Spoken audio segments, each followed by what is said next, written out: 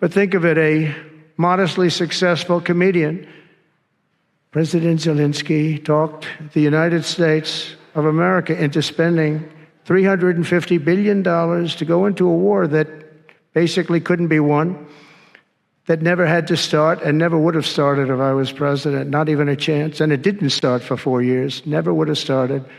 But a war that he, without the U.S. and Trump, will never be able to settle. They'll never settle that war without our involvement. That's why they did such a great job this weekend. That's why Saudi Arabia did such a great job this weekend in hosting. The United States has spent $200 billion more than Europe, and Europe's money is guaranteed. They get their money back. It's a form of a loan. Nobody knows that. I know that. I said, why isn't somebody saying, we do it the same way? And we spent much more money. We have to equalize. But while the United States gets nothing back, so they get their money back. It's a loan. We just give our money. And we had a deal based on rare earth and things, but they broke that deal. But they broke it 2 days ago. We had a deal because I said, we're spending $350 billion and Europe gets their money back in the form of a loan and we don't. We're just giving the money hand over fist. That's the Biden administration for you.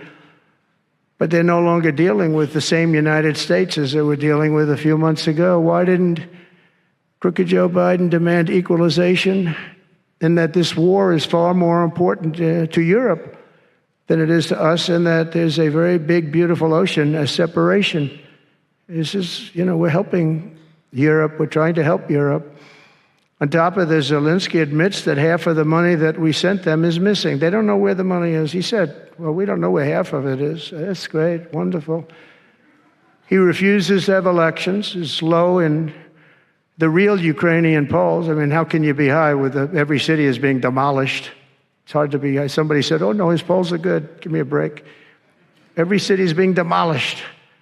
They look like a demolition site, every single one of them. And the only thing he was really good at was playing Joe Biden like a fiddle. He played him like a fiddle. That's an expression we use, Yasser, to say that he's pretty easy. A dictator without elections. Zelenskyy better move fast or he's not going to have a country left. Got to move fast because that war is going in the wrong direction. In the meantime, we're successfully negotiating an end to the war with Russia, something I'll admit that only Trump is going to be able to do in the Trump administration. We're going to be able to do it. I think Putin even admitted that. Biden never tried.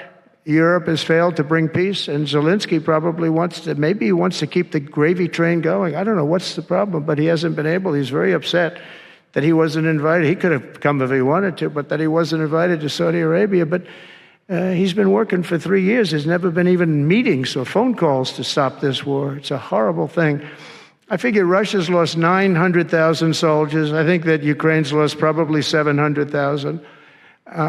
And it's a terrible thing. You'll see bodies and body parts all over the field, all over. We see them very accurately through satellites.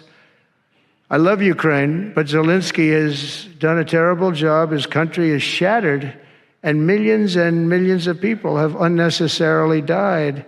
And you can't bring a war to an end if you don't talk to both sides. You got to talk. They haven't been talking for 3 years.